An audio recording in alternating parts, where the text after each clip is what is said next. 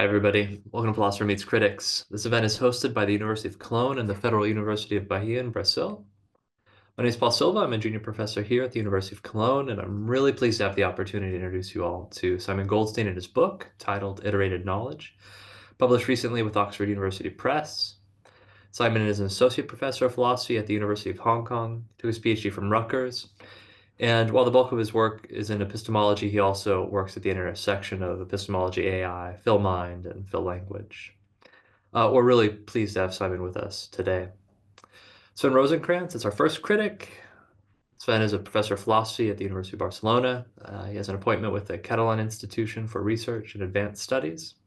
He took his PhD from St. Andrews and has published numerous articles in epistemology and metaphysics, and has done so in leading journals such as Mind, PPR, and so on. He's also the author of a recent monograph, Justification as Ignorance, with Oxford University Press.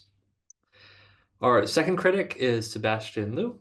He is soon to finish his PhD at Princeton. He has a BPhil from Oxford, and his interests are mainly in epistemology and decision theory. He has two recent publications, one on unknowability and knowledge iteration at Analysis, and another on the principle of indifference at Nous.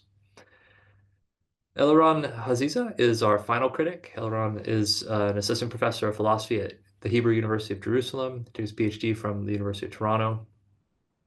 His primary area of research is in epistemology, with publications coming out in short order. These include How Knowledge Entails Truth at the Journal of Philosophy, Inquiring and Making Sure at Philosophical Topics, and Assertion, Implicature, and Iterated Knowledge at Ergo. So these are our critics. Simon is again our author. And with that, Simon will kick us off with a summary of his book, and his critics will take it from there. Simon, please. Great. Can you see my screen? Mhm. Excellent. Okay. Well, thanks everybody so much. I'm really looking forward to this opportunity. So I'm going to summarize some of the main themes from my new book, Iterated Knowledge. The book is focused on this concept that I call omega knowledge, which is infinitely iterated knowledge. So to define it, basically, you one know P when you know P, and you n know P when you know that you n minus one know that P. You omega know P when for every n, you n know that P. So you know P, you know that you know P, you know that you know that you know P, so on and so forth. So infinitely iterated knowledge is the topic of the book. And the starting point of the book is the KK principle, which says that if you know something, then you know that you know it. If the KK principle is correct, then all knowledge is infinitely iterated knowledge. But the key is that most people who have denied the KK principle have in the place of KK, claimed defended skepticism about omega knowledge. So they've said that we don't have omega knowledge of almost any ordinary claim about the world. Uh, and then the goal of my book is I start by giving an argument that we do have lots of omega knowledge about various things, but then there are nonetheless reasons to be dissatisfied with the KK principle. And then what I try to show is that there's no special connection between accepting omega knowledge and accepting KK. You can have lots of omega knowledge without KK. And to do that, I develop and critically explore three theories of omega knowledge that are also general theories of knowledge. And I try to think through critically some of the different costs and benefits of these different theories. So first of all, why would you be a skeptic about omega knowledge? Well, one idea is that in general, knowledge requires some kind of reliability. If something easily could have been false, for example, then you can't know it.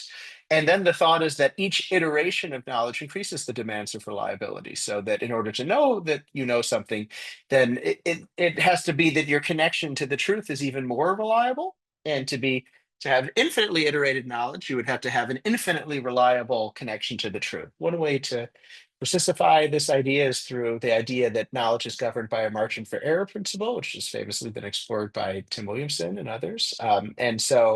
What does that mean? Well, basically, It means that if something could easily have been false, then you can't know it. This is often operationalized, and throughout the book, I operationalize it in the setting of perceptual knowledge of the quantity of some quantity, for example, the height of a tree. So if you're looking at a tree and it seems like it's 100 feet tall, and it is 100 feet tall, then there's a question of what you can know about the height of a tree. For example, maybe the strongest thing you can know about the height of the tree is that it's between 90 and 110 feet tall. And then a margin for error principle Simon, says that if the, Simon, yeah, so sorry to interrupt you. And I'll cut this out of the no, video. please. If you zoom in on your handout a bit, that would make it more visible on the for the Oh, recording. that's really smart. Yeah. Okay. Uh, is that good? Yeah, that's great. I You can don't zoom need in to more interrupt. too. No, no, no, this is perfect. Yeah.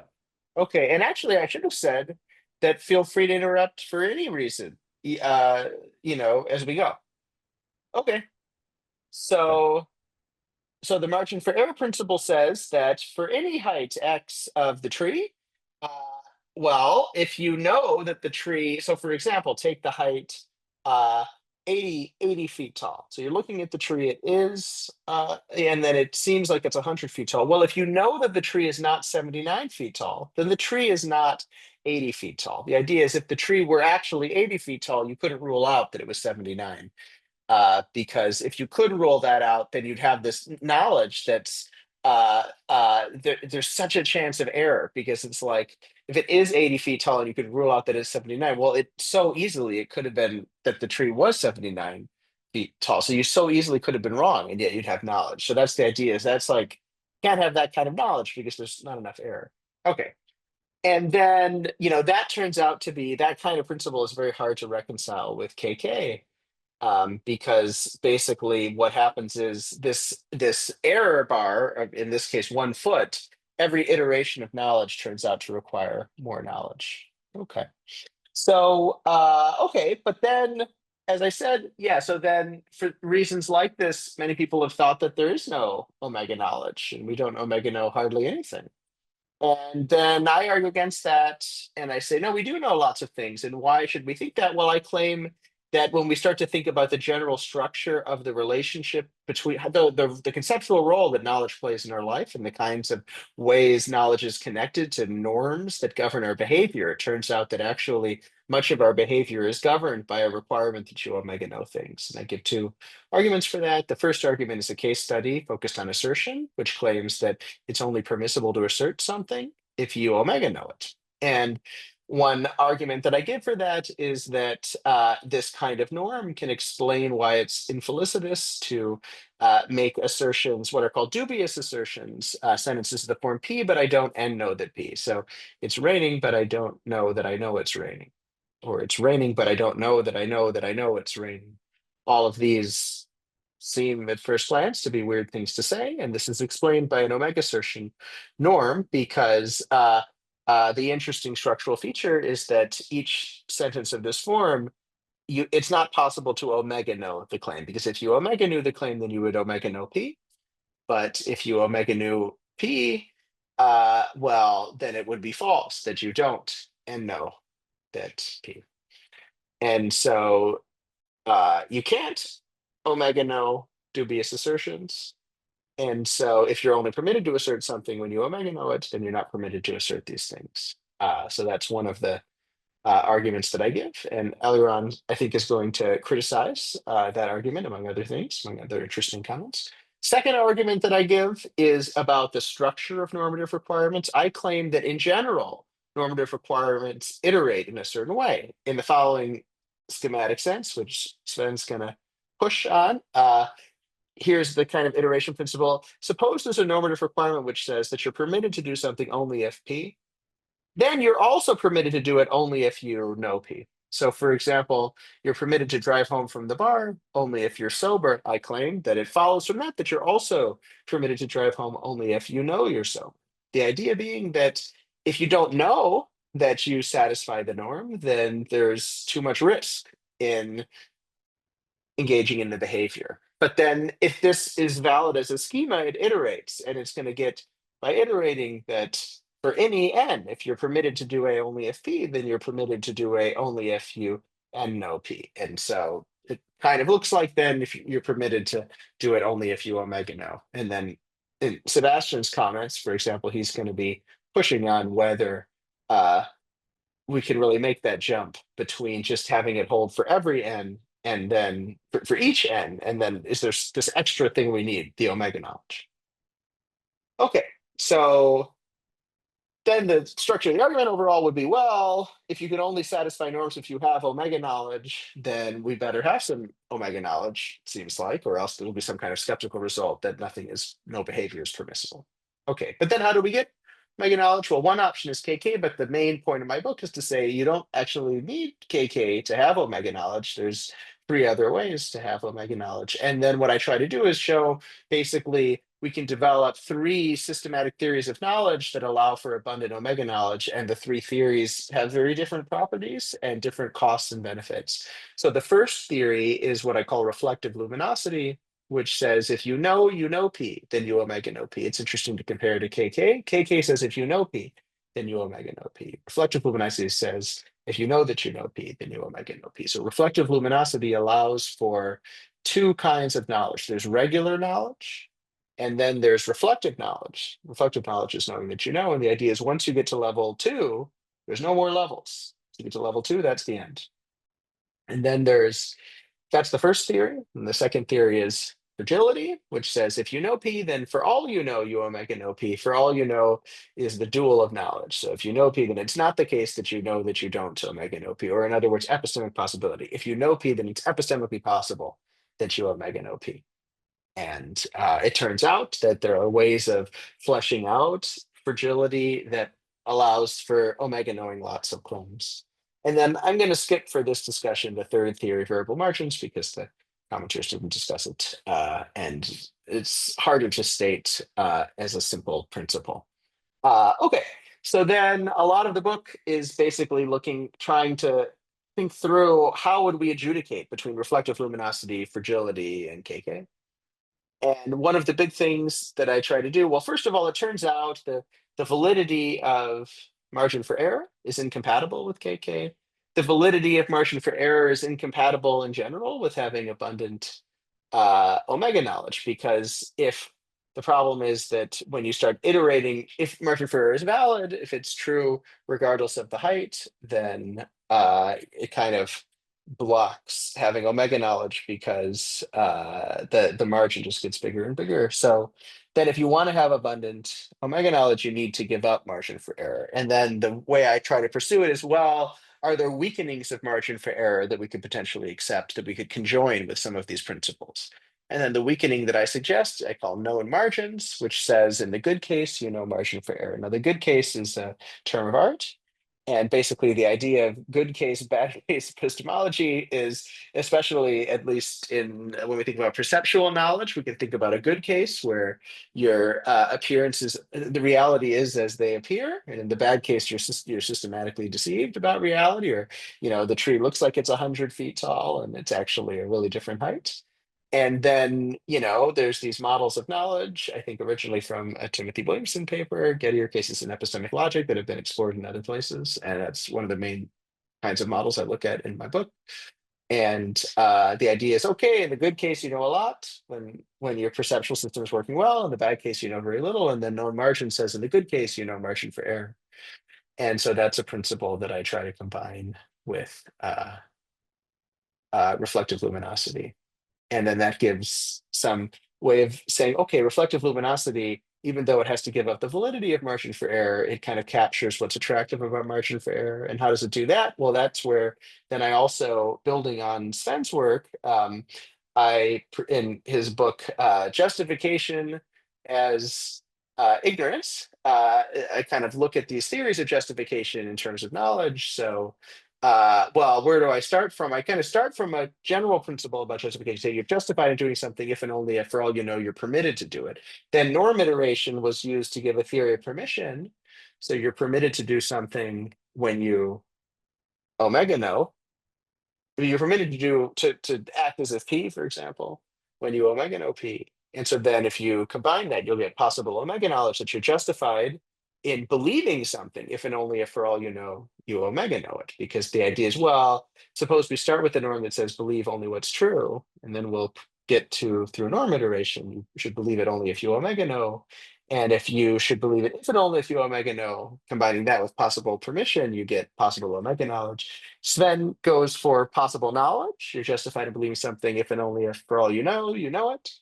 And so then I kind of look throughout the book at what would happen if you take these theories of justification, look at both of them, and combine them with these theories of knowledge. And for example, when you combine with known margins, you get and the right models of knowledge, you get that the relevant agent, you're always justified in believing margin for error.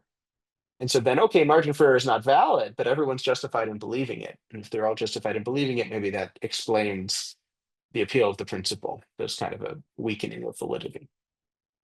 Anyways, that's kind of how the and then I talk about some other norms. Another one I think that comes up in discussion is I call omega infallibilism, kind of implicit in the reason I just gave it.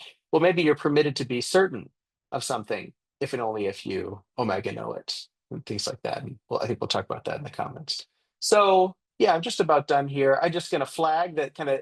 I wanted to kind of flag a few features of the methodology of the book that maybe I didn't mention enough in the book. So big picture, the way that I approach these questions is I try to assemble kind of a list of considerations that favor the for and against the different theories. And then I try to figure out what favors the different theories. Unfortunately, my own investigation didn't end up saying one of these theories is clearly better than the other because basically I had like 20 or so considerations, and then each theory got some of them and not all of them. And so I consider it to be a very open question what the best theory would be.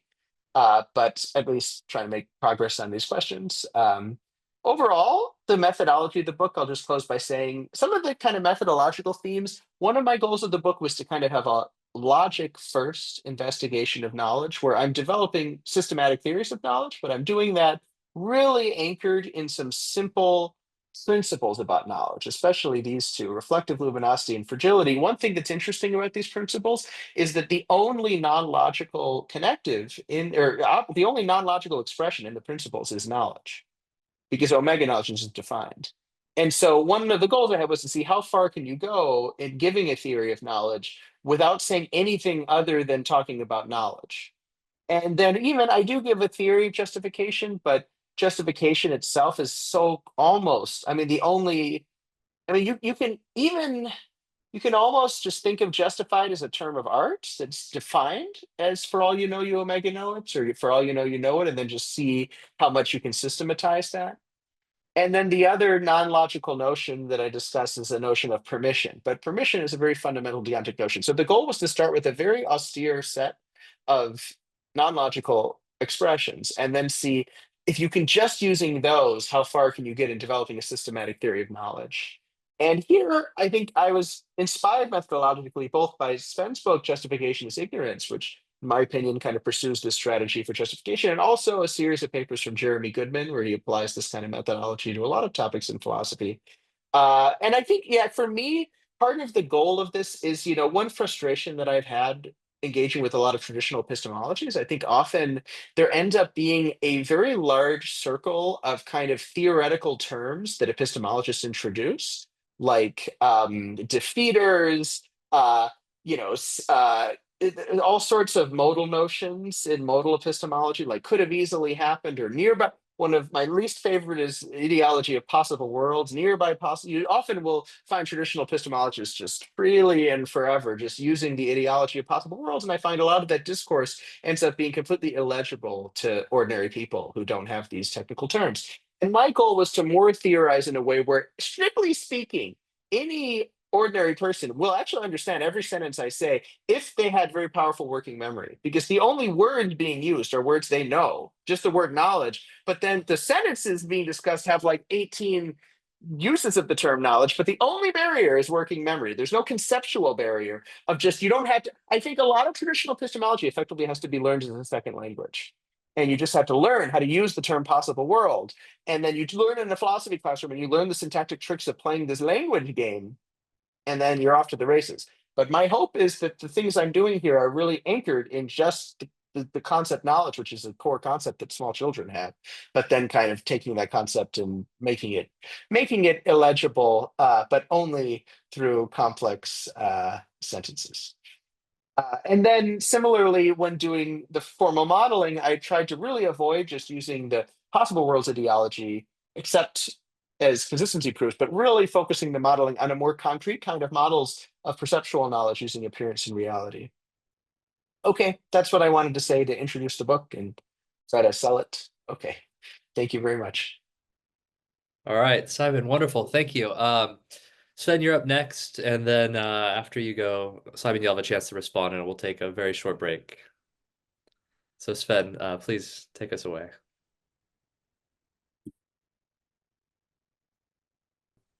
Okay, so thanks very much for this opportunity to comment on Simon's new book, and thanks for Simon also for the nice exchange we had. So Simon's main objective is to push back against omega skepticism, as he explained. And one way to do that is to endorse KK, given that we know many ordinary things.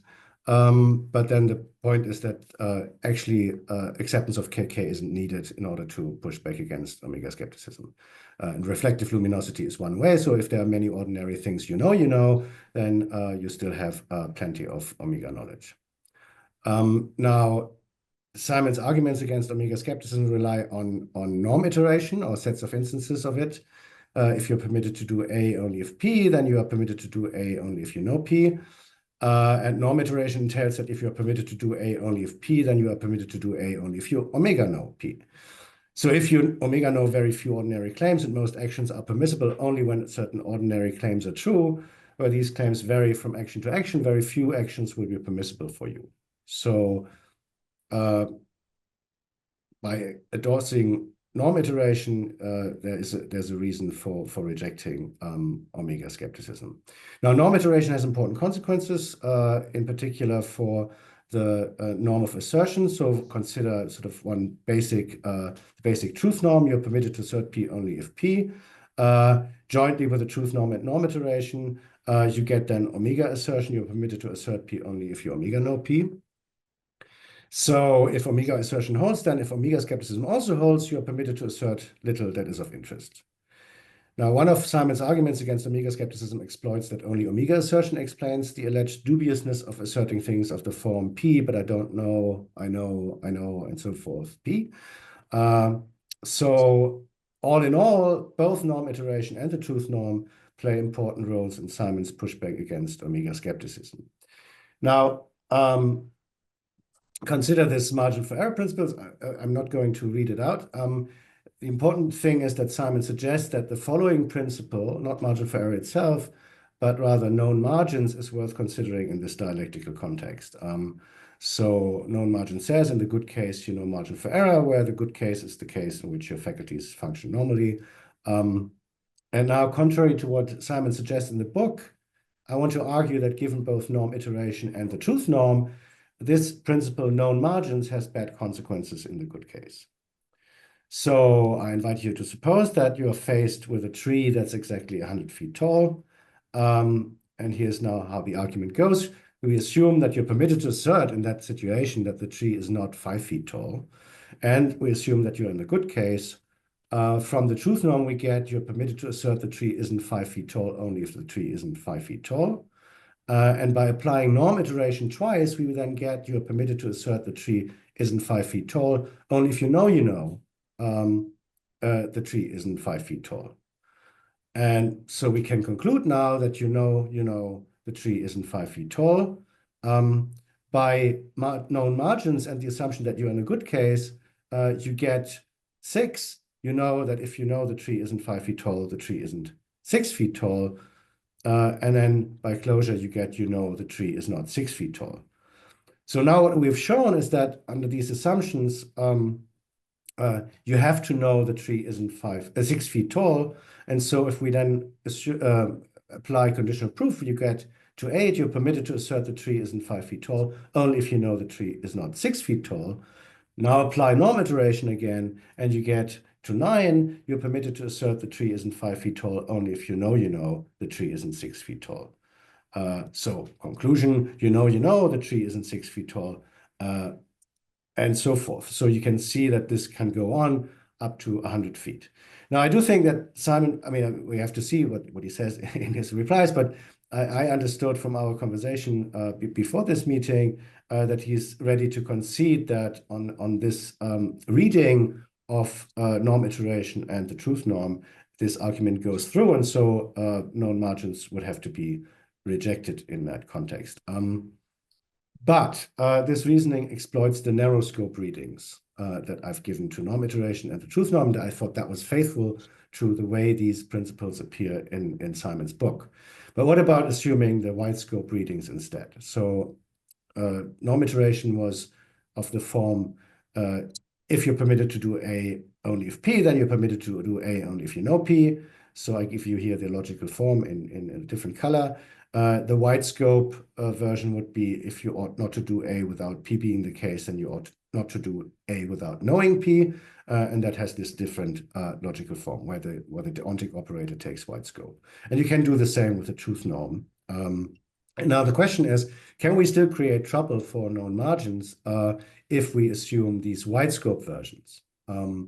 And here I'm sort of not so confident. I've tried my best to come up with a set of principles that would do the trick, but these are controversial.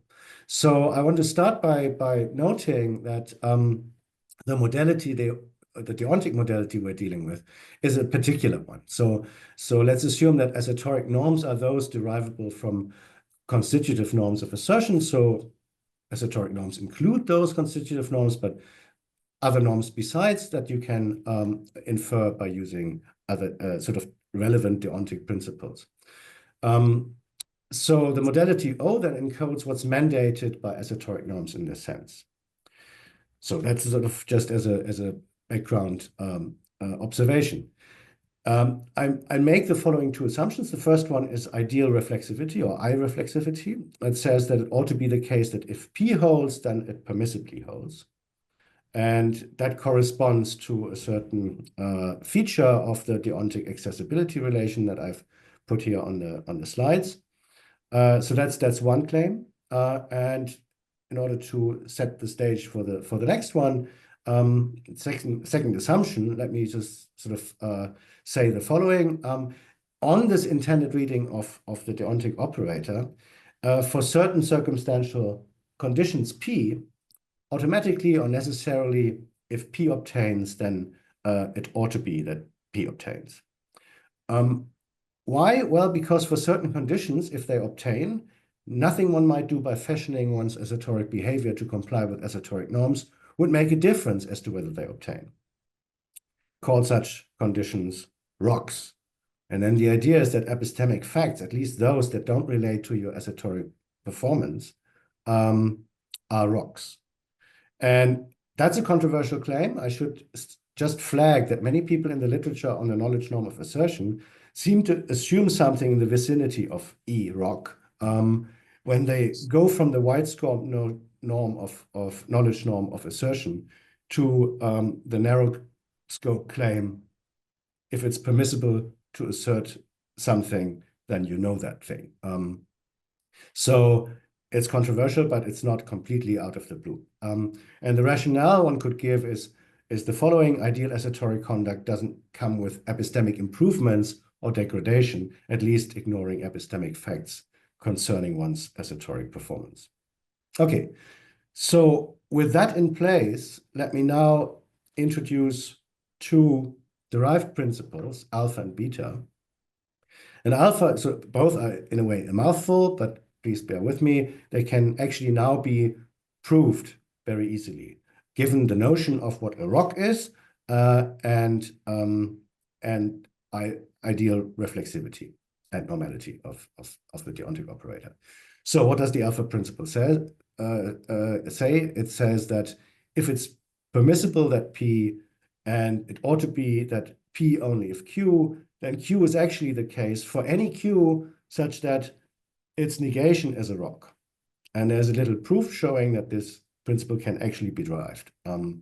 That doesn't depend on ideal reflexivity. It just uses the notion of what a rock is. But since it's just restricted to certain types of rocks, it's independent from, for example, the second assumption, E-rock. So it's actually quite solid. The second derived principle is beta, and it says that if R is the case, and necessarily, if R is the case, then P is permissible only if Q, then it ought to be the case that P only if Q for any rock R. And here, the box is supposed to be the universal necessity model, so it also ranges over the deontically ideal worlds. And there's a little proof that uses ideal reflexivity, and since that's the more important principle, let me just go through that proof quickly. I mean, more important in the sense, both principles are important for what I want to say on the next slide, but Simon will be attacking beta rather than alpha, so let me just run through the proof quickly. So assume both that R is the case and that R is a rock. That means that if R holds, then it ought to hold. Assume secondly that this claim of necessity holds. So from the former bimodus points, you get that R ought to hold, and from the latter, since it's the universal necessity model, you get that it ought to be the case that if R holds, then P is permissible only if Q. And then by normality, you get from this that it ought to be the case that P is permissible only if Q. And then by the ideal reflexivity assumption, namely, it ought to be that P only if P is permissible, then we get to the conclusion that it ought to be the case that P only if Q. Okay, so then you can see that once you have ideal reflexivity, you can derive this principle. Okay, so here's now how it goes. So this is an alternative argument that's meant to cause trouble for the combination of the wide scope truth norm with wide scope version of norm iteration and known margins. So assume again, you're permitted to assert the tree isn't 5 feet tall and that you're in the good case. The wide scope truth norm now gives you ought not to assert the tree isn't 5 feet tall without it being the case that the tree isn't 5 feet tall.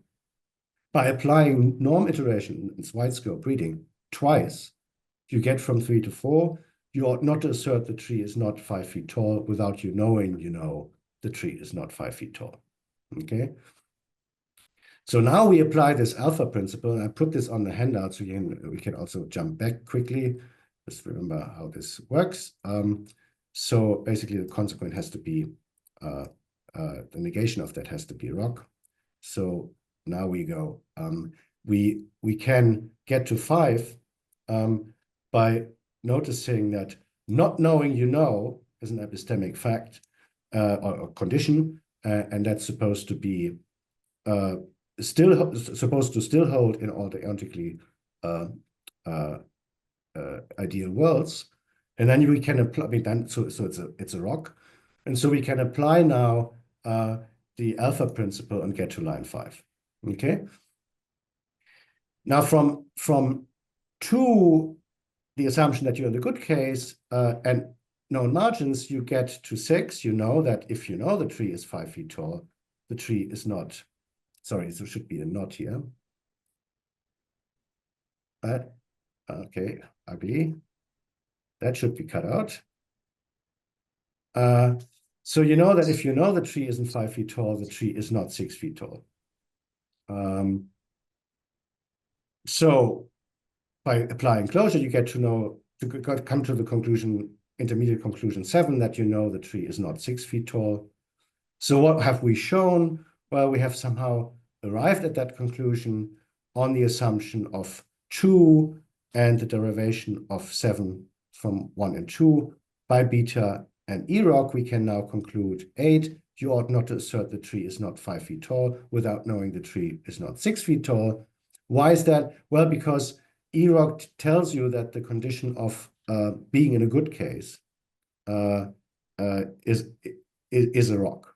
And so we can apply beta to this, because our derivation that the permissibility of asserting the tree isn't 5 feet tall depends on knowing the tree is not 6 feet tall, dependent on the assumption that you're in the good case. But then by the principle beta, you can just conclude the wide scope claim. Okay, so that's where we are at 8. and then applying to 8 the wide scope norm iteration once, that's enough, you get to the claim that you ought not to assert the tree isn't 5 feet tall without knowing the tree is not 6 feet tall. So conclusion again by alpha, you know the tree isn't 6 feet tall because not knowing the tree is not 6 feet tall is an epistemic rock. Okay. So, and then you can see how this goes on up to 100 feet. Okay, so that's basically what I have to say. I have more material, but I think I should stop here because Simon is focused in his replies is focusing on this kind of problem. Okay, so that's it. Thanks, Sven. Simon, please. Good. Okay. Amazing comments, super helpful. When I wrote the book, I felt like norm iteration was the least conceptually under control thing. I don't have models. In my models in the book, I do not have a deontic operator like permitted or required. And so, strictly speaking, I do not show in the book that norm iteration is valid. So that's not good. So in response, I thought I would extend what I did in the book by validating norm iteration along and showing how to do that along with reflective luminosity and known margins. And then I think what's happening in response, I think basically Sven has just opened up all of these really interesting questions about normative requirements that people need to think about, including, so the first question is whether eye reflexivity, I like to call that shift reflexivity. Whether eye reflexivity, ideal reflexivity is a valid condition on deontic requirement, I think is a super interesting and underexplored question. And then second of all, I think it's really interesting to try to figure out whether there are epistemic rocks. I think if there are epistemic rocks, and well, yeah, I guess if you have eye reflexivity, then it just follows that beta and alpha will hold, I think, because for example, beta specified in terms of rocks. Then there's a question of whether there are epistemic rocks. Okay, and then and so on and so forth. Okay, so the first thing I wanted to say about ideal reflexivity is I just wanted to give you as a warm up, just like oh, and how long am I speaking, Paul?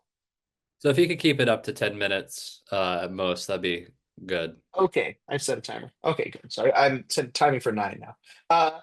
Okay, so yeah, so the first thing I wanted to walk through is one model of requirements that would violate ideal reflexivity, which I call a tightening model. And so in a tightening model, morality, and I'm just going to say this is for moral stuff. It could be that epistemic norms don't have the structural property, but moral norms do. But I just want to show you the structure. So imagine that morality always demands a bit more than whatever we in fact do, but does not demand perfection. So, for example, if you give 0% to charity, well, morality requires you to give at least 5%, but it doesn't require 50%. And then if you give 5%, morality would require you to give 10%, and so on. So you could have this chain of ratcheting up, tightening, where the more you give, the more you're required. And I just wanted to flag that leads to failures of eye reflexivity. So imagine you give 0, you ought to give 5%, but at the worlds where you do what you ought to do, you're required to give more than 5%. You're required to give 10%. So at the ideal world, there are ideal worlds where you give 5%, but you are not permitted to give 5%. In any world where you give, you're going to be damned. If you give 5%, you're still going to not be doing what is required at that world. And so that's just, I just wanted to flag that that's one way that I could feel, no, that may be less plausible for epistemic norms. But I also wanted to flag, I do think that the linguistic usage of ought does naturally evolve with this kind of tightening structure because of the structure of the Overton window. So however much you've done, there will always be, the natural ask for the community to make of you is to do a bit more, but not to ask so much that you'll be like, screw it, so it is a very natural thing that can happen with use patterns of the term. So if use controls meaning, you might expect this kind of structure. Okay, all right, All right. So yes. So as Sven flagged, I want to concede. I think I have checked several times, so I'm not certain, but I think I want to concede that the narrow version, Sven is just correct. And so I would like to interpret norm iteration on the wide version. I'm going to flag throughout. I'm going to treat the norm using disjunction instead of conditionals. I used to work on conditionals for many years, and during that time, I learned that I just never want to reason using conditionals. So wherever there's a material conditional, I just convert it to the disjunction because I make fewer errors that way. Uh, okay, so the wide scope norm is okay. So then when you treat norm iteration as a wide scope norm and flip the material conditional to the corresponding disjunction, you get if it ought to be that not P or Q, or if it ought to be that either you don't assert P or P is true, then it ought to be that not P or KP or KQ. So it ought to be that either you don't assert P or you know P. And this is, I guess, restricted to where P is an action. Okay, so then I'm now going to attempt to validate this principle. And the way I'll do it is I'm going to first validate the following principle. If it ought to be that P, then it ought to be that you know P. So that's the principle. And then I'm basically going to get, all right, norm iteration will follow from this. But the way that it follows will kind of be bookkeeping. So this is the claim is this is the key principle that is tractable to work with when you're trying to model things, which is if it ought to be that P, then it ought to be that you know P. And that's something, the nice thing about that kind of principle is it's relatively easy to give, for example, a frame condition and modal logic on that because it's just combining two modal operators, which is relatively straightforward to do. Compared to, it's harder to do some other things. All right, so I'm going to validate that, and then the other thing I'm going to do is just define, and this Sven helped me a bit here. So say that P is ideally omega luminous if and only if you perform P in an ideal world. So if you perform P in a way that satisfies your normative requirements, it will follow that you omega know you performed P. So for example, I'm going to think of assertion. It's not actually, but we're going to think of assertion as ideally omega luminous, meaning if you assert something in the way that would satisfy your normative requirements, you omega know that you did the assertion. Now that will have some counterexamples in cases where it's vague whether you asserted, if you kind of whispered, what if you meant to mumble under your breath and someone heard you? I'm going to ignore that. Okay.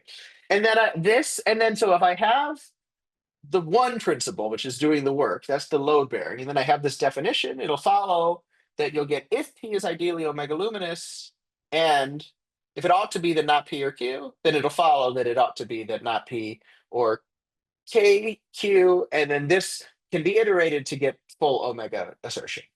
So then all I have to do is give a model that validates one. And so that's if it ought to be that P, it ought to be that you know P. And to do that, I'm pretty sure that this corresponds to the following constraint, where O is deontic accessibility, K is epistemic accessibility. If V is ideal from the perspective of W, and U is epistemically possible at V, then U is epistemically possible at W. Or in other words, anything that's epistemically possible in an ideal world is itself ideal. And if you have that, that is like a principle that iterates again and again across the transitive closure of epistemic possibility. So, because if you then think about this new epistemic possibility that's ideal, it's an ideal world. And so then anything that's possible for it is also an ideal world. And so you let in everything, every epistemic possibility that's accessible. And that's why it's omega knowledge that matters, because it's anything that is epistemically possible at the base world and then possible from there and possible from there. Okay, and then let me see how much time I have. Okay, so yeah, I wanted to show, so I have this like model of reflective luminosity where if the tree looks like it's 100 and it is 100, what you know is that it's between 90 and 110. But if it were 90, you'd know it was between 80 and 120. But then this is where you get, so at 100, what you know is that it's between 80 and 120. But crucially, if it were 80, you would know that it was at least 80. So that's called cliff edge knowledge. That's a gross violation of margin for error. At 80, you got to do it somewhere. That's where it's happening. And then this is how you validate reflective luminosity. So at 80, if the tree were 80, you would know it was at least 80. And then this has known margins, though, because in the good case, at 100, you know that margin for error is true because you know you're not at 80, for example. You know you're at most at 90, and if the margin is 10, then you know margin for error holds. And then what I wanted to show is that here, I think there's a beta failure because at 79, like, so basically, at 100, you know that it's not 79, and you know margins. It follows from this that you uh that you're not at 80, but even though that follows, you're not normatively required. I'm messing this. That's so hard. Yeah, it follows that you're not normatively required. See if I wrote it out somewhere. Okay, here we go. I'm just going to try to read what I wrote. That'll be better. You're permitted to assert 80 to 120 only if you omega know 80 to 120, but you omega know 80 to 120 only if the tree is not 80. But it's not true in the wide scope sense that you ought to assert the tree is 80 to 120 only if the tree is not 80. And that's going to be the failure of, well, at least an earlier form of beta. I think, yeah, the formulation of Shita, but I think the key thing about this model is that the epistemic facts are not rocks in this model, because so that the fact that you don't know does not in this model, then it's not that you ought not know. And the reason for that is if you go back to the original construction of epistemic accessibility, we just took the ideal worlds and then closed them under epistemic accessibility. And what I'm imagining is the way these ideal worlds are structured. When there's a wide scope norm, asserted only if you omega know, and I'm just about done. When there's a wide scope norm, asserted only if you omega know, basically among the ideal worlds, there are worlds where you do omega know, there are worlds where you don't omega know, and there are worlds where you don't assert and worlds where you assert. The thing that doesn't exist, there are no worlds where you do assert and fail to omega know. But in the ideal worlds, there are both worlds where you do omega know and worlds where you don't omega know. And if you start with that kind of structure of ideal world and then also close under epistemic accessibility, in fact, if you start with ideal worlds that just use truth and then close under epistemic accessibility, I think you'll get that kind of structure. And so what I want to say about these epistemic rocks is basically it's really that these epistemic facts about what you know, it's not that if they're true, they're obligated. It's that they're independent of the normative facts. So what we mean when there's no specific normative requirement that you know, I think is a natural thought. And the picture would be, well, yeah, there's going to be a world where you do know, a world where you don't know. Both will be ideal. All that the norm requires is how that varies with assertion. Anyways, I'm out of time. Thank you so much, Sven. Super interesting. I don't take any of that to be definitive. I think it's really interesting questions about what's an epistemic rock and whether shift reflexivity holds. And so, and then correspondingly, whether this model is appropriate. Okay. All right. Hey, why don't we take a quick 3-minute break, 4-minute break, and then we'll pop back in. Yeah, I'm sorry I couldn't be more definitive, Sven. It's such interesting questions, but it will require more investigation. Yeah, so I jotted down some notes on the replies that you already sent us last night. So one little thing, I mean, or two little things, I can already mention here because they're not very substantial. So there's indeed this correspondence that you mentioned. I mean, you can easily see this by contraposing one. Yeah. And then you get, if it's possible that you don't know P, then it's possible. Sorry, if it's permitted that you don't know P, then it's permitted that not P. That seems Yes. So exactly right. to correspond to that condition star. Yeah. Okay. So no, maybe I should. I don't know what the format is. So we have a general discussion later. Is that correct? I don't know. I don't know. Maybe not. Yeah. Okay. So you at the end of your replies to my comments, you say you're not really sure that giving up beta can be combined with S5. Well, you don't want S5 clearly because you don't want to have the T axiom for the deontic. Oh, sorry, not S5. I meant to say, no monkey, no, I don't get to monkey around with Okay. logic. So I'm gonna. So imagine that I accepted shift I reflexivity. Yeah. Sorry, yeah, it shouldn't be But S5. but Oopsie. okay, so yes. But then relatedly, in this context, so I think you shouldn't be too worried because you said before that somehow it's underexplored whether eye reflexivity holds. No, actually, if you look at this excellent entry on deontic logic in the Stanford Encyclopedia, it's absolutely excellent. It's the best entry I've ever seen with that many appendices and it's really so well done. And there's an extensive discussion about Fascinating. that principle, and it's really independent from standard deontic logic and for example the transitivity would give you would give you this principle corresponding to eye reflexivity under the condition that the P in question is obligatory. Mm, So that's much weaker. yeah, Uh, fascinating. okay, anyway, sorry, I should shut up. All right, Sebastian, you're up, and you can take it away. Yeah, thanks. It's a pleasure to be here. Thanks, Simon, for writing this really interesting book. I really enjoyed reading it. And thanks to Paul for organizing this. I really enjoyed the other series, the other episodes of the series. So it's a pleasure to be here, to be participating in one. I'm going to just quickly go through, since Simon has done a good job of sort of going over his the main themes of his book. I'm going to try and focus a little bit on first the motivation for going against Omega skepticism. So recall that Simon's argument is something, one of his arguments is something like this: Omega skepticism plus the correct norm on assertion gives us a bad result, that it's impermissible to assert what's typically judged to be assertable, and so Omega skepticism is false. So what are the candidates for the correct norm on assertion? One candidate is knowledge assertion. That just says that you're permitted to assert P only if you know P. That's not the one that Simon goes for. He goes for omega assertion. You're permitted to assert P only if you omega know P.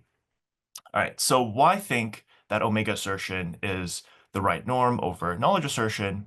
Here's what Simon says. Here's the, well, why think that any knowledge norm is good to begin with? The initial data is something like this.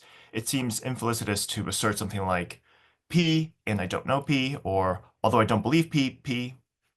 These propositions are unknowable. After all, if you knew, for example, P and I don't know P, then you would know P and you would know that you don't know P. So then you would know P and not know P. So notice that knowledge assertion and omega assertion explain 1 and 2. The reason Simon favors omega assertion is considerations of sort of additional data. For example, it seems bad, just as it seems bad to assert 1 and 2, it seems bad to assert something like P, but I don't know whether I know P, or I believe that I don't know P, but P, or P, but I'm not justified in believing that I know P. So knowledge assertion isn't going to predict that 3 through 5 are bad. It's perfectly consistent for you to know P and know that you don't know whether you know P. But omega assertion does prevent this because you can't omega know these things. You can't know that you know P, but I don't know whether I know P, and so on and so forth. And so maybe you think, look, this just supports thinking that the norm on assertion is knowing that you know. But here the move is to go up even more levels of ignorance. So maybe you know P, but I don't know whether I know that I know P. Or maybe saying something like, maybe I don't know whether I know that I know P, yet still P. So in general, the observation is just that propositions of the form P, but I don't have n+1 knowledge of iterations of P are n-knowable.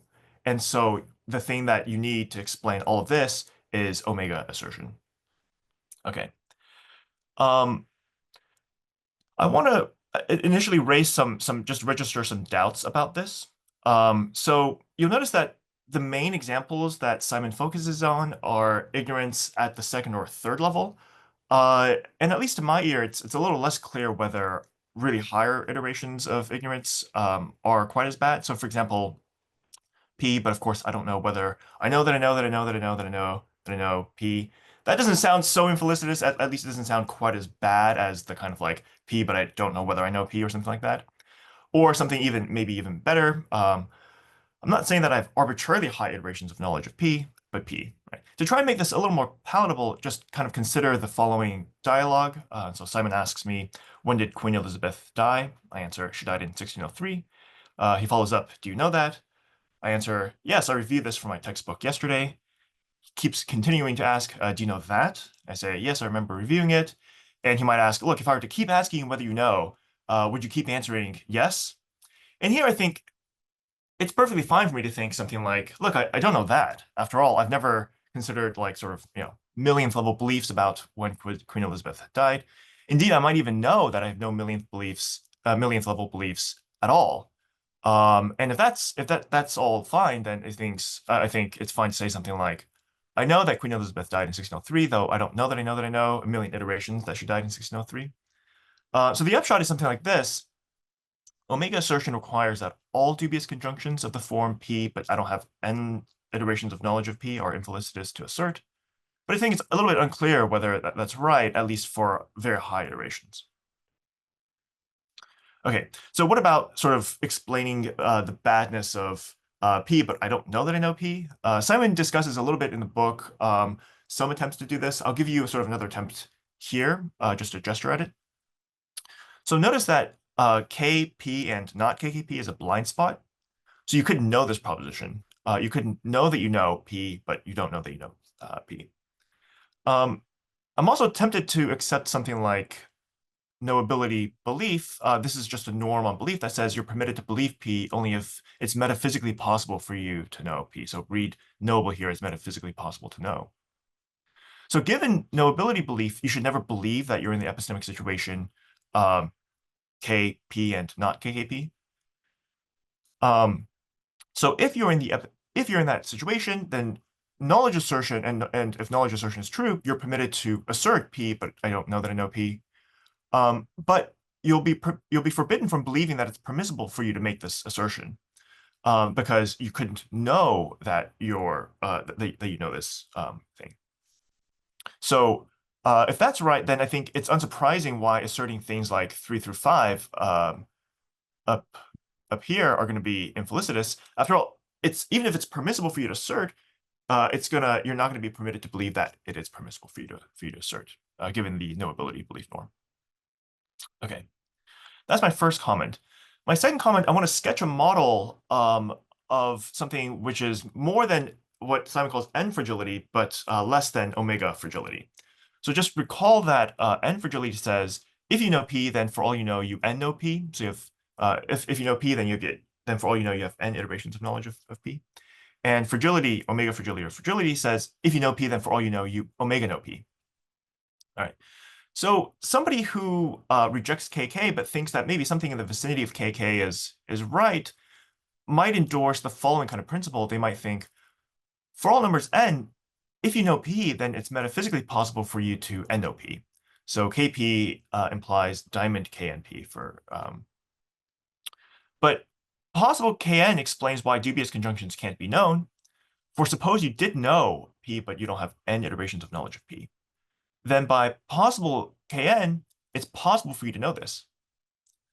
But then distributing the knowledge operator and by the factivity of knowledge, you'll get that it's possible to have n iterations it's possible that KNP and not KNP, a contradiction. So going back, it's not possible for you to know P and you don't n know P. Okay, this is equivalent to saying for all n, if you know P, then for all you know, you n know P. So I'll call this n plus fragility, just to sort of get in between the n fragility and omega fragility. So n plus fragility is stronger than n fragility. The latter doesn't allow you, the latter allows that you can know P, but you don't have n plus 1 iterations of knowledge that P, but the former doesn't. N fragility is weaker than omega fragility. The former allows that you can never have omega knowledge, but the latter doesn't. So I'll just give you a quick model of that. So this is an example where you omega know P. There's just one world. You know it. You know P. You know that you know. You know that you know that you know. You get omega knowledge here. And here's a model where focusing just on W11, you omega know P for all. For all the n you fail to omega know P at any world, but for all n you know, for all you know n know P. So it's a mouthful. All right. So the reason is at W11, you know P, every world that W11 sees is a P world, but you don't know that you know P because W1 sees W12, which sees a not P world. But W11 also sees W21, which is a world in which you know P, and also that you know P, because every W21 world sees all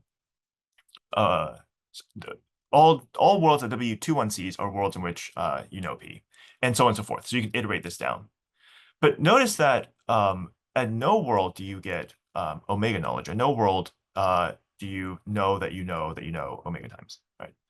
All right, so the upshot is that there's a little bit of room between n fragility and fragility, which in principle can be motivated by people who are sort of moved by principles like possible Kn. All right. So that's my second comment. The last comment has to do with whether omega assertion makes the right predictions in certain kinds of cases where assertions are challenged. So one thing that Simon does to make sense of dubious conjunctions at high iterations is to have us consider kind of conversations where people challenge each other's assertions. So for example, Simon notices that it seems the following kind of conversation seems weird. He asks me, when did Queen Elizabeth die? I say she died in 1603. He asks me, how do you know that? I say, oh, I don't know it. I don't know that I know it. And he says, so you're saying that you don't know when Queen Elizabeth died? I'm not saying that either. I'm saying she died in 1603. Maybe I know that she died in 1603. Maybe I don't. You didn't ask me what I know. You asked me just when she died, right? So he observes that admitting ignorance at any stage appears to threaten the original assertion. And what I want to do is I want to try and turn this around and ask how sort of whether omega assertion, if that's the right Norman assertion, can deal with these kinds of cases. All right. So I think merely having omega knowledge doesn't seem to resolve the difficulties. I'll just give you a sketch of an argument here. Consider sort of a crude reliabilist theory of knowledge, according to which you know P just in case your belief forming faculties are sufficiently reliable and P is true, and add to the example of the above case the following fact. Suppose that you're like a clairvoyant with respect to reliability. So when you have a reliable belief, your clairvoyant abilities give you a reliable belief that your belief is true, and so on and so forth. All right. But suppose that you have no independent reason for thinking that such abilities are in general possible. So I think in this example, it's tempting to say, at least on this view of knowledge, that Queen Elizabeth died in 1603, and moreover because, that you know this, and moreover because your belief is reliably formed, your clairvoyant-like faculties give you knowledge that you know this. And because your clairvoyant faculties are themselves reliable, you get to know that you know, you get to know that you know that you know, and so on and so forth. So this is sort of, at least on this way of understanding knowledge, it's sort of a cheap way of getting omega knowledge. But consider the following kind of exchange. So again, Simon asks me, when did Queen Elizabeth die? I say she died in 1603. He asks me, how do you know that? Well, here it seems, maybe I can say something like, look, I'm a clairvoyant. I can just tell that I'm reliable. And if he continues his line of questioning, how do you know that? It seems that I don't have much to go on. I might say something like, I know I'm a clairvoyant, but if he asks me further, how do you know that? It seems infelicitous at this point for me to just sort of say, I know that I am, I know that I know that I am, I know that I know that I know that I am, even though I have this omega knowledge. So in these kinds of instances, it seems that even having omega knowledge, challenging the original assertion, where you only have this like sort of cheap way of getting omega knowledge, threatens the initial assertion. right? And I don't think that this has anything to do with this kind of toy theory of reliabilism that I've sketched. I think in general, even if you have omega assertion, this sort of like line of challenges of how you know will eventually end. There's not much you can say in response to the question of how you know. And in that sense, I think omega assertion doesn't really do a lot of the work that maybe Simon was thinking that it could do, at least with respect to how it plays with having failures of iteration. All right, I'll stop there. Thanks. Great, thank you, Sebastian. Simon. Okay. Yeah, that was so interesting. Just before I get into my remarks on my handout, I just wanted to flag the last point Sebastian's bringing up. One way you could go in response to that kind of case is to have like beyond omega knowledge norm on assertion, where not only do you need to know that you know and so on, but you also need to know how you know. So maybe that's an interesting epistemic state of not only having knowledge, but also, and not only knowing that you know, but knowing how you know. And that itself could be like super knowledge or something. It's like knowledge of method as well. And so I think it's an interesting idea that in order to like just flat-footedly, the data you had in the first instance suggests that you're only permitted to assert something if you also have knowledge of the method by which you formed your belief or by which you had your knowledge. So yeah, actually, yeah, I do have a paper with John Hawthorne where we discuss some kinds of constructions of safety that generate knowledge of methods in a very generative way, which we think are problematic, but it's maybe something to think about is whether first order knowledge ultimately implies some epistemic access to your methods. Uh, Very interesting. I have to cook on that one more. But I had prepared other responses. Oh no, Paul, I messed up again and didn't time it. Do you know how much time we have left? Maybe 8 minutes or 7 minutes? Oh, it's imprecise. I'm giving you the ballpark. Okay, let's So do eight. there's a margin for error. Okay. Yeah. I actually never make decisions in this. Yeah, I always have quantities. Okay. Now, then what I wanted to think through together is a little bit about thinking about this conceptual space of having n plus fragility without regular fragility. So for every n, if you know, then it's epistemically possible that you n know, but you can rule out that you omega know. That's the situation. That's what would be required if. So sorry to repeat.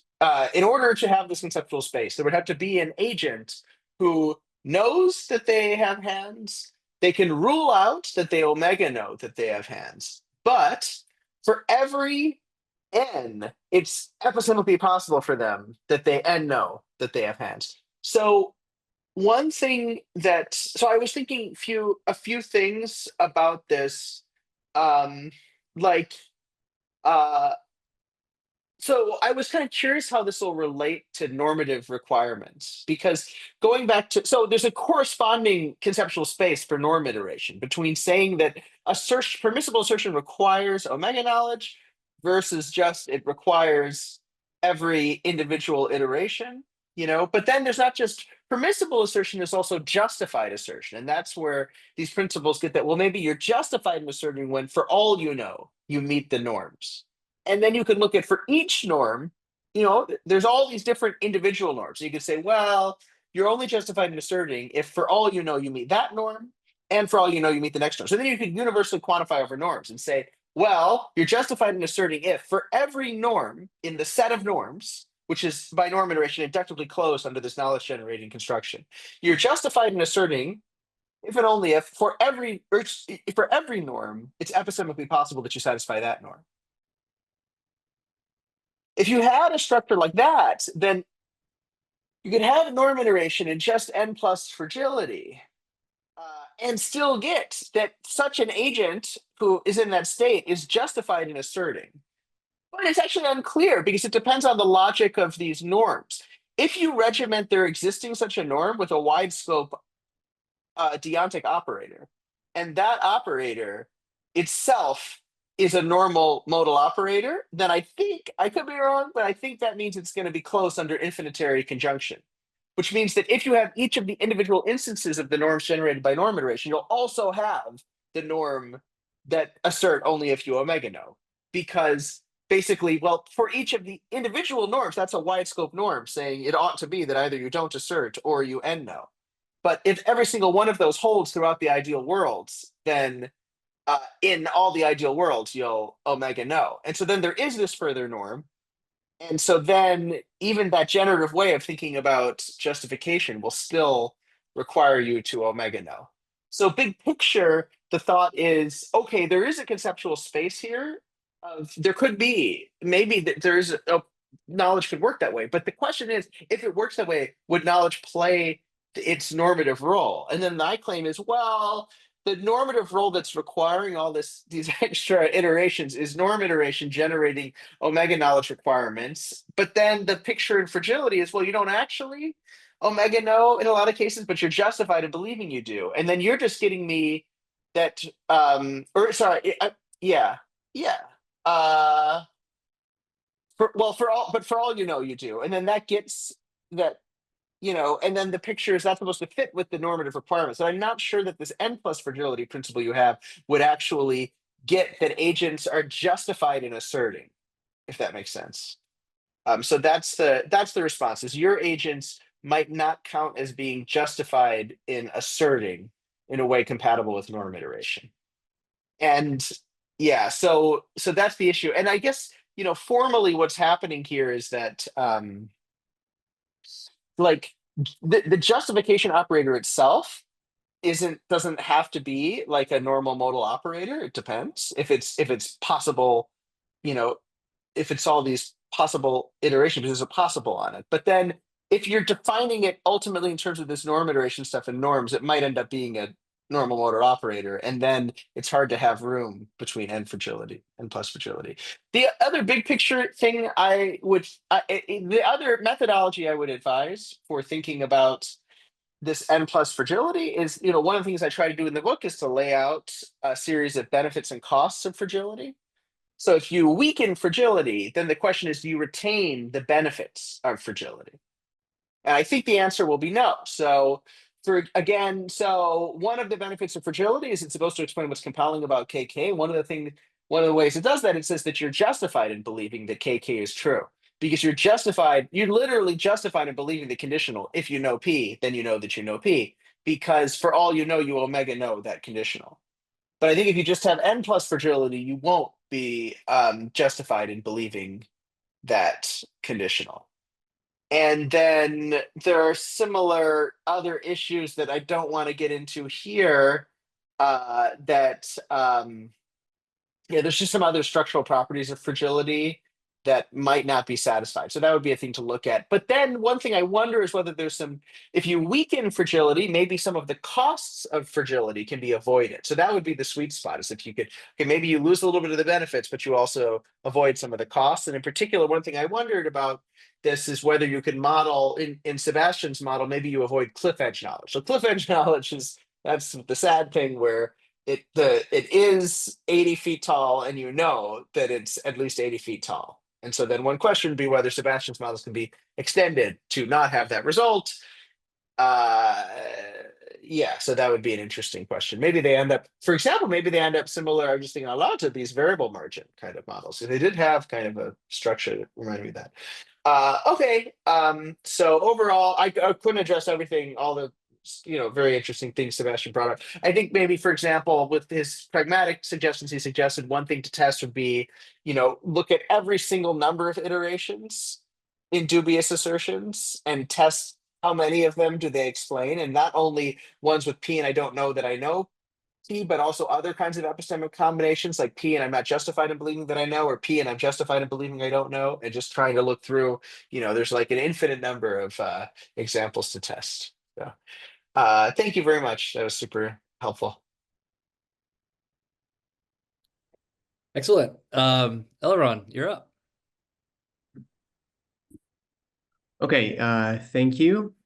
Thank you, Paul, for arranging this and inviting me. Thank you, Simon, for the book, which I really enjoyed reading. I thought it was really interesting. Okay, so I'm going to make a few comments, 3 comments, which are going to revolve around assertion and inquiry. So my first comment is about dubious assertions. Now, specifically about the notion of unknowability. So Simon explains the infelicity of dubious assertions that have the form, for example, P, but I don't know whether I know it. So he explains why they're infelicitous with the idea that they're unknowable given certain principles about knowledge. So, for example, one way of explaining why they're unknowable is the KK principle, but Simon goes for weaker principles than KK, such as fragility or reflective luminosity. And they entail that dubious assertions are unknowable. And if they're knowable, then the idea is that they're infelicitous. So I want to focus on this last step. How do we get to infelicity from unknowability? What's the idea there? Now, if I remember correctly, this is actually not something I think that only Simon does. This, I think, Williamson, for example, in his original assertion paper, also explains Moore's paradox of the form P, but I don't know whether P, by saying that it's unknowable, and then a knowledge norm explains this. So I'm curious about this step, which I think is never actually explicitly defended. Now, maybe the idea is this, that if an assertion is unknowable, then it is necessarily a violation of the norms of assertion, which require at least knowledge. So Simon doesn't think it requires only knowledge, but he does accept that it requires at least knowledge. So, and maybe the idea is that, well, a necessary violation of a norm is not just any violation, it's something more that leads to infelicity. Okay, so here's one way to put some pressure on this idea, if that's indeed the idea. So here's an example. Suppose someone calculates whether the number 119 is a prime number. So they conclude that it is a prime number, which is false. And they assert 119 is a prime number. So that's an assertion. It doesn't sound infelicitous to me. I think it's a perfectly fine assertion to make. Of course, it's false, so that's a problem. But it's not defective or incoherent in the way that something like, well, it's raining, but I don't know whether I know it is. So there seems to be a difference in infelicity there. So now the idea is that since this is a mathematical falsehood, it's unknowable, right? You cannot know a necessary falsehood. Okay, so if that's unknowable, still it doesn't seem to be infelicitous.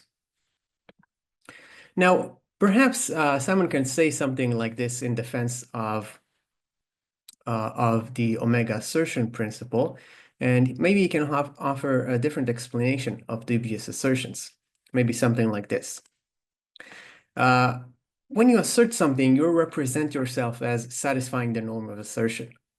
So, for example, you satisfy yourself as believing what you say, and you represent yourself as believing what you say. You represent yourself as knowing what you say, and so on, depending on exactly what the norm requires.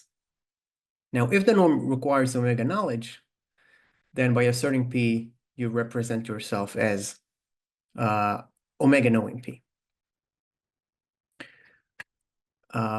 So that would explain, I think, if we go for that kind of explanation, that would explain what's wrong about dubious assertions where you assert P, but I don't know whether I know P. So so the question here is whether someone would like to go for this kind of explanation. If not, then it would be interesting to hear why not?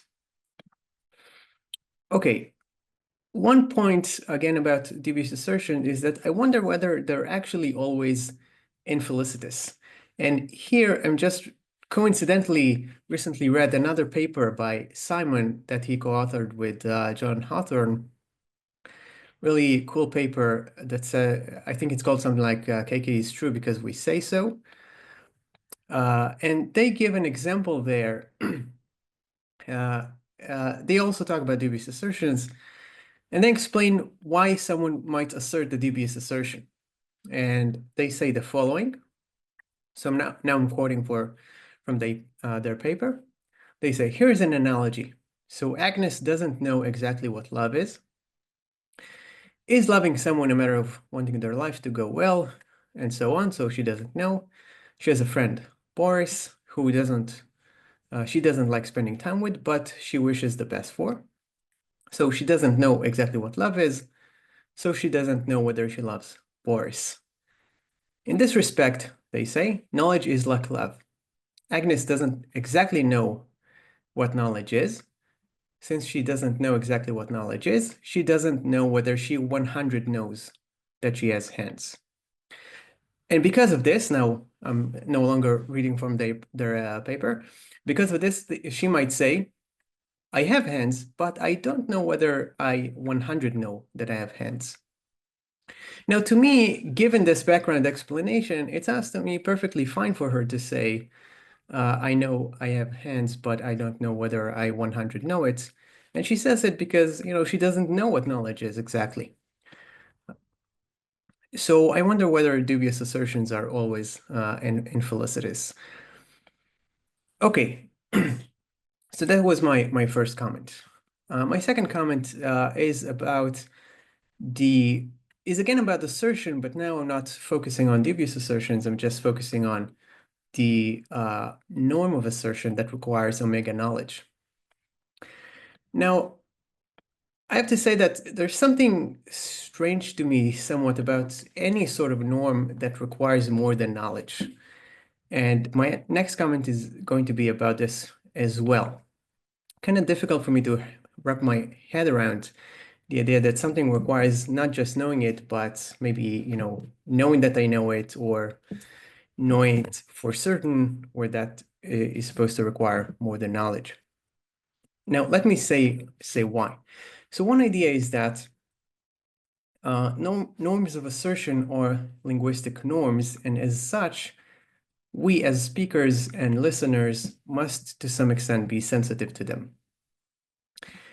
That means that we have an ability to detect violations of the norm, to criticize others for not complying with the norm, and to think whether we ourselves comply with the norm, and so on.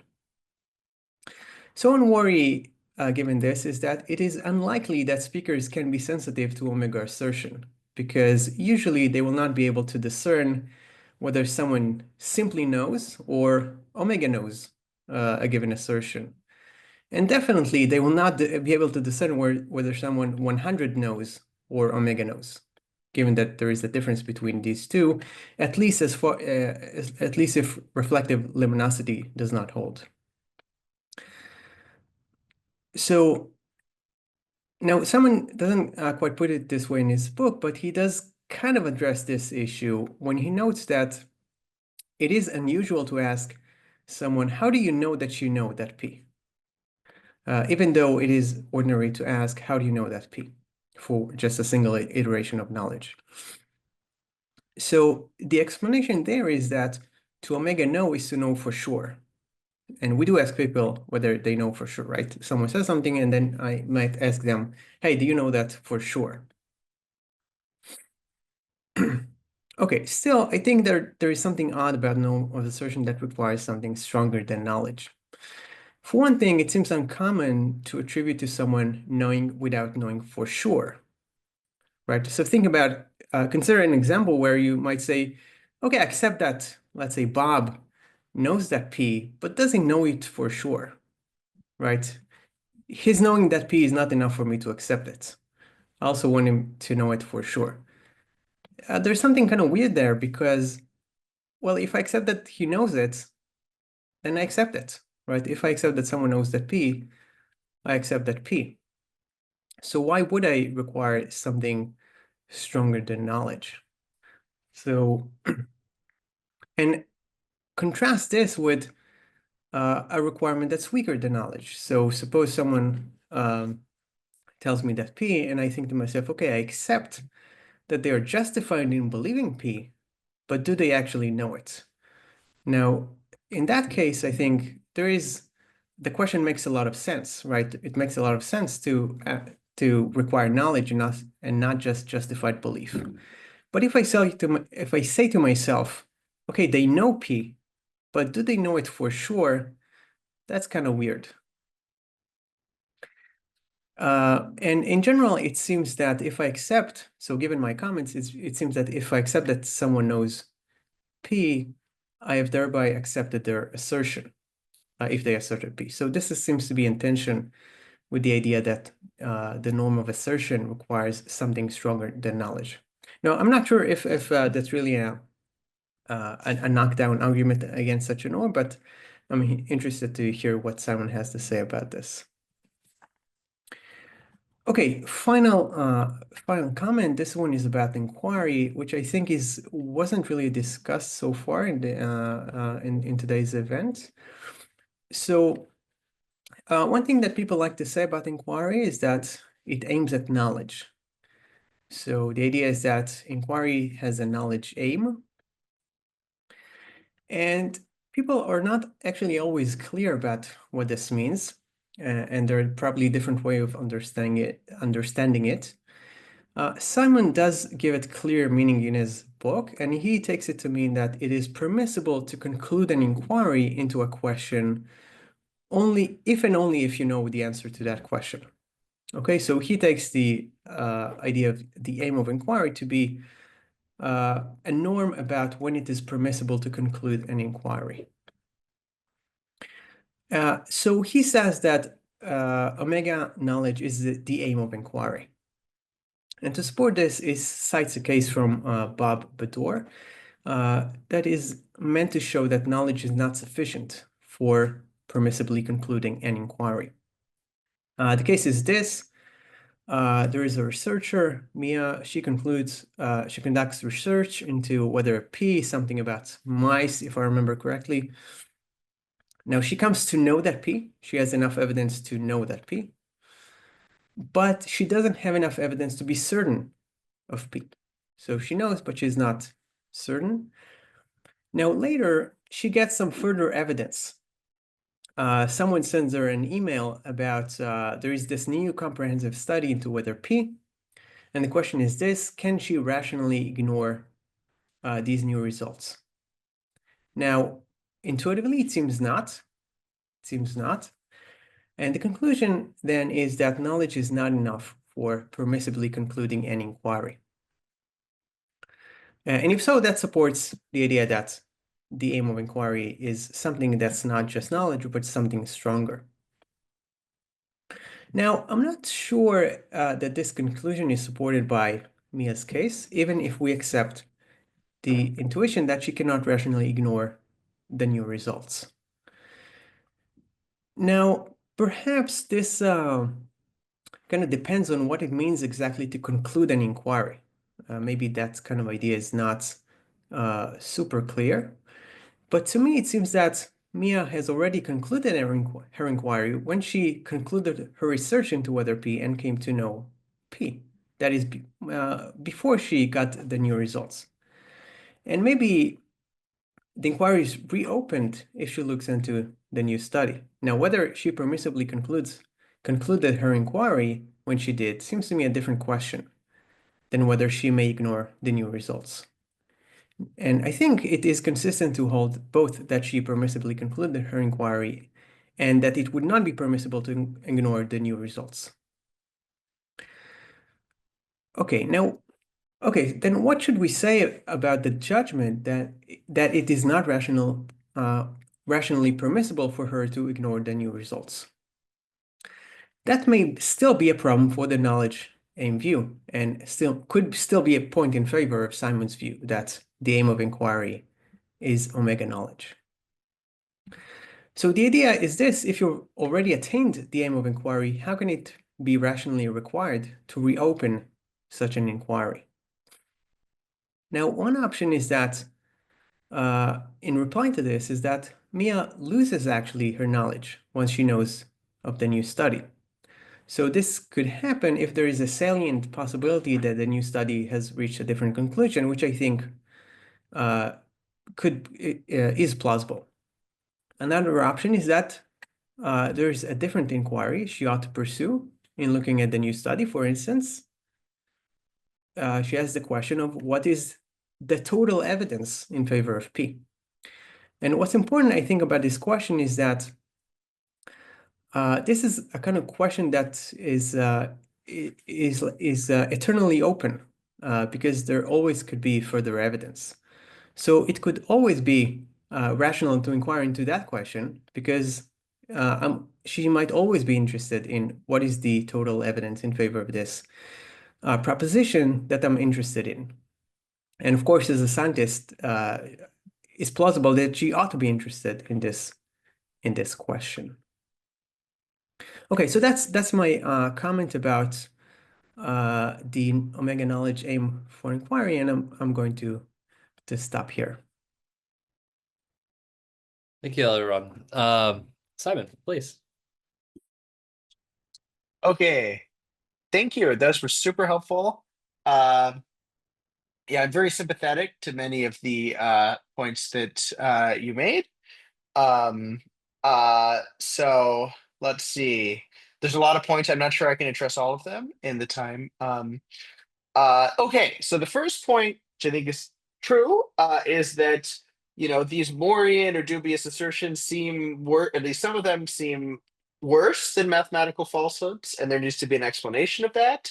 I think it's a hard thing to explain. It's a hard thing to explain, in my opinion. So the suggestion that Eliran gave, which I think is a natural starting point, is well, maybe these Morian things are worse because you represent something as true while asserting it's false. So, for example, P and I don't know that I know P. You represent it as being true that you know P, even though you're also asserting it's false. That seems worse than just asserting something that you don't know, that there's a conflict between what you're representing. But one challenge for that kind of explanation is, well, okay, why do we think that? So yeah, when you assert that 119 is prime and it's false, you don't know it. Well, maybe you think you know it, but then the thought is, well, but if we assume mathematical omniscience in our modeling, then the person doesn't think they know it because they know that it isn't prime if knowledge is, omniscient. So, if you start thinking like that, it can be then very natural to also think, though, that representing as true is also an intentional notion. So that, yeah, when you say 119 is not prime, you're also representing it as, or sorry, when you say it is prime, you're representing that it's not prime. So there's a question of how fine-grained representing is. But, if on the other hand, if you think all of these notions are pretty fine-grained, then I think it's easier to distinguish the two cases because you can say, well, you don't need this notion of representing as true. It's just that when you assert 119 is prime, you don't know it, but you believe you know it, since you believe, and maybe you're justified in believing you know it. It can be like things like that. So basically, there's kind of a dilemma. If you go merely intentional, then representing as true may also be intentional, and then maybe it doesn't work. But then if you go hyper intentional, maybe we don't need representing as true. We can use simpler notions like if they justifiably believed that that their assertion was permissible, then it's fine. But you can't justifiably believe a dubious assertion on the theory of justification that I gave. So that's something to think about. At least I think it's a great question. I don't have a great answer to of why dubious assertions are worse than mathematical falsehoods. I do just want to flag dialectically that if you go the representing is true way, then you're going to need that dubious assertions. You represent yourself as omega knowing stuff when you assert, and then if you want to go that way, you'll need an abundant theory of omega knowledge, or else we're systematically representing ourselves as being in a state that we're never in. And so that's why reflective luminosity and fragility would still indirectly be supported by that kind of argument. The next question is whether some dubious assertions are felicitous, like P and I don't 100 know I have hands, and I don't 100 know I have hands. I confess that the paper with John Hawthorne is not consistent with the theses of the book. I was seduced by John. He is very compelling. He says all sorts of very misleading, false, horrible claims, and yeah, I don't know what he said. I got confused. But I will. But one way to go that can partially. But then, regardless of what we say in the paper, in that paper, there's just then the data point that it seems, at least in the cases we describe in that paper, it seems that you can say I have hands, but I don't 100 know that I have hands. And here, but this now, okay, I think there are ways to maybe explain this felicity, but these ways of explaining it would then contradict other things we say in the paper, which I will do first. Yeah. Okay, so one picture would be that dubious assertions can have a secondary kind of felicity. That even though in some sense they're infelicitous, they have a secondary felicity. And then here, for example, we could appeal to some notion of linguistic confusion about the term no. So this is kind of the diagonalization strategy from Stalnaker.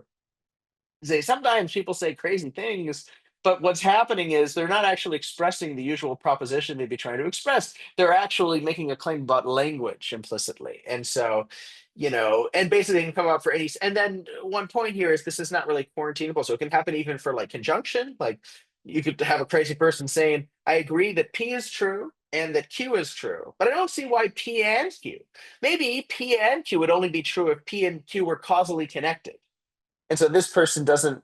Okay, something weird is happening here because they're denying necessary truths. And then the Stalnakian hypothesis is that they're actually making a claim about that the sentence when they say I don't see why P and Q, they're actually saying I don't see why the sentence P and Q is true. And what's happening is they don't know what the word and means. And so they are correctly expressing that they hear something about their attitude to the sentence P and Q rather than just using the sentence P and Q. And so then the thought would be that when people are saying these things about dubious assertions, they're confused about the meaning of the word knows and they think it picks out a different thing than it picks out. There are big problems for this Stalnakerian approach. In my view, one of the biggest problems, I think it's originally from Hartree-Field, is that it requires people to systematically fail to believe the T-schema, because these people, for example, will believe 5 + 7 = 12, but they will not believe that the sentence 5 + 7 = 12 is true. And so then they don't believe the T-schema 5 + 7 = 12 if and only if the sentence 5 + 7 = 12 is true. And then I think the Stalnakerian response should be that although they don't believe the T-schema, they do believe the diagonal of the T-schema, that whole T-schema sentence expresses the truth. And here I think things get somewhat nasty in Endgame. And, another issue is that the truth of mathematical sentences, for example, is derivable from basic principles of arithmetic. And so then the question, that's another thing Hartree-Field notes. And so then it seems like these people I don't know or the basic simple facts of arithmetic, and so it's tricky because they're derivable from an extension. Okay. So what else? I mean, there's a lot to talk about. I can't cover all right now. Let's see. So another thing that was discussed is that when you're allowing omega knowledge without KK, especially in the fragility setting, you're allowing that there's like thousands of subtle subtle gradations in how your levels of knowledge. So you can have 1 knowledge, 2 knowledge, 3 knowledge, 4 knowledge, 5 knowledge, and then it just seems like this is kind of appealing to really powerful powers of discrimination, especially since we don't usually talk of such things. Here, one thing I want to point out, though, and then there was conceded that for reflective knowledge, that's not a concern because there's only 2 levels of knowledge. There's knowing and then omega knowing. But then one thing I want to point out for fragility is that in the model of fragility that I give, when you're in the good case and appearance matches reality, you have omega knowledge. So there is at least this distinction that when you're in the good case, you have omega knowledge. And by the way, when you have omega knowledge, you know you have omega knowledge because that's how omega knowledge works. And then when you're outside of the good case, then you can have lots of distinctions. But one thing that means, so I think we have to be careful when we talk about discrimination. Like, what do we mean by discrimination? Can we discriminate omega knowing from merely 99999 knowing? Well, I think Williamson maybe is one of the first people to kind of do this, but you could be a knowledge bully about discrimination and say discrimination is itself understood in terms of knowledge. So I can discriminate between knowing omega knowing and 999 knowing if I know that I omega know. If I do omega know and know I omega know and know that I don't merely 999 know, then I have discriminated. And so that would allow a fair bit of discrimination. I may have made a small error there with negative introspection, but we don't have time to figure it out. Okay. And then okay, there was another point that if you accept someone's assertion that they know P, you thereby accept their assertion, which suggests that the assertion was permissible. I want to deny that inference. So I want to say, no, someone has said P to you, you can accept that they know that P. You thereby do form a belief that P, because if you accept that they know, by factivity, you accept P. So you've come to believe P, but I can learn from your assertion, even if I think that your assertion wasn't permissible. That's what I want to say. So I can say, yes, you said something I think is true, and that was useful to me, but shame on you, because what you did was too risky. And so you were taking liberties. And so yes, I have accepted that you know P. I've accepted your assertion, but I don't accept your behavior. I'm rejecting your behavior in the sense that I'm criticizing you for what you did. So that's what I want to say about those cases. And then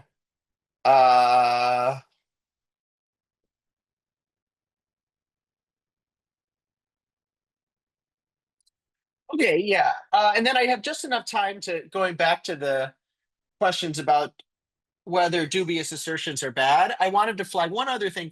There's a model where it's okay to assert the 100 knowledge thing. And then, yeah, omega knowledge might not be abundant. But I do want to just point out that the standard church doctrine will still need to be reformed. So there's still work to do. So here's kind of this alternative picture is every time you try to iterate norm iteration and get the higher order norm, it weakens a bit more. And maybe at some point it falls to nothing. So maybe it's like once you get to 3 knowledge, you're good to go. And yeah, there's maybe some syntactic shadow of a requirement that you need 4 knowledge, but actually there's no real requirement. It's not criticizable. The badness is so small, we don't feel like somebody has done something bad if they assert when they 3 know but don't 4 know. But the standard church doctrine models of knowledge, that reject omega knowledge, will still have some issues here. And I think Brian Weatherson maybe pointed this out a long time ago, that it's like on the naive, like Williamson models, sometimes it's like every iteration of knowledge doubles the margin, basically. So it's like if the original margin is 10 feet, when you have 2 layers, it's 20 feet, 3 layers, 30 feet, blah, blah, blah, blah. If you start doing that, it's like, I think it can be pretty hard to like get to even 3 layers of knowledge, because this is something that is discussed sometimes. It's like the rate at which the margin increases is a function of the number of iterations. And if the rate increases too fast, you're just going to really lose a lot of knowledge. Maybe Williamson pointed out in reply to a different model as well yeah, maybe that's what it was. Somebody objected somebody. And so then just the point there is even if you reject the 100 knowledge assertions, at least there's still, you still have to do some work to massage your theory into, compliance with the existence of 3 knowledge. Okay. Yeah, I think, no, I don't want to go on too long. So yeah. I want to thank everybody so much for all of these comments. They were all super helpful comments, really on point. I think bringing up lots of very much open questions about all of this that are not resolved. And yeah, really helpful. Thanks, everybody. Yeah, thank you too, Simon, for writing the book and then agreeing to be a part of this. And then, of course, commentators for reading the book in a timely fashion and keep it on schedule. You guys were remarkably conscientious about time constraints. I've always had people go well over, and I actually had built into my mind more cushion than you actually used. Had I known you'd be so conscientious, I would have given you more. So I apologize if you felt cut off and not able to fully express your thoughts. But yeah, thank you once again.